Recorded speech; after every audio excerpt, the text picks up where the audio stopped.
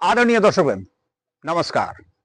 आज म रङ्गेली नगरपालिकाको वडा नम्बर 2 भलुवा मङ्गलबारेमा रहेको भलुवा महाराज स्थानमा छु।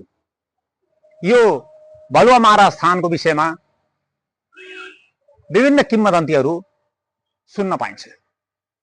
महाभारत कालमा पाण्डवहरूले आफ्नो 12 वर्षीय वनवास सम्पन्न गरेपछि 1 वर्ष अज्ञातवासमा जानुभन्दा अगाडि आफूसँग रहेका शस्त्र अस्त्रहरू एउटा पुरानो कपडामा बेरेर यही राखेको र विराट राजाको दरबारमा अज्ञातवास गएको भन्ने जनश्रुति सुन्न पाइन्छ भने कौरवहरूले विराट राज्यको पशु चौपायाहरू हरेर लगेपछि किन्नर रूप छोडेर अर्जुनले युद्ध लडेको र युद्धमा विजय प्राप्त गरेर सम्पूर्ण पशु चौपायाहरू फिर्ता गरेको भन्ने जनश्रुति सुन्न पाइन्छ।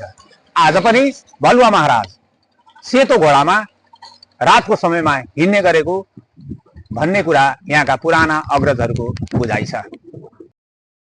तपाईहरुले मेरो पृष्ठभूमिमा हेर्न सक्नुहुन्छ कि यहाँ बुट्यानमा पुराना कपडाहरू झुन्डिराखेको। यहाँको प्रचलन फरक छ। यहाँ आफ्नो मनोकांक्षा भाकल पूरा भएपछि पुरानो कपडाहरू ल्याएर यहाँ भलुवा महाराज स्थानलाई चढाउने प्रचलन छ। यो प्रचलन कहिलेदेखि चलेको हो यसको यकिन तथ्य भेटिँदैन, तर सम्भवतः कुनै पनि धार्मिक स्थलमा जाँदै गर्दा चोखो र शुद्ध चीजहरू चढाउने अर्पण गर्ने प्रचलन छ। त्यो प्रचलनको विपरीत यो भलुवा महाराज स्थानमा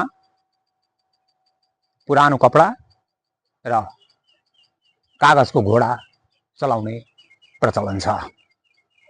हुलाकी सडकसँग जोडिएको यो भलुवा महाराजको यो थान आज पनि आस्था र विश्वासको धरोहरको रूपमा जीवित छ।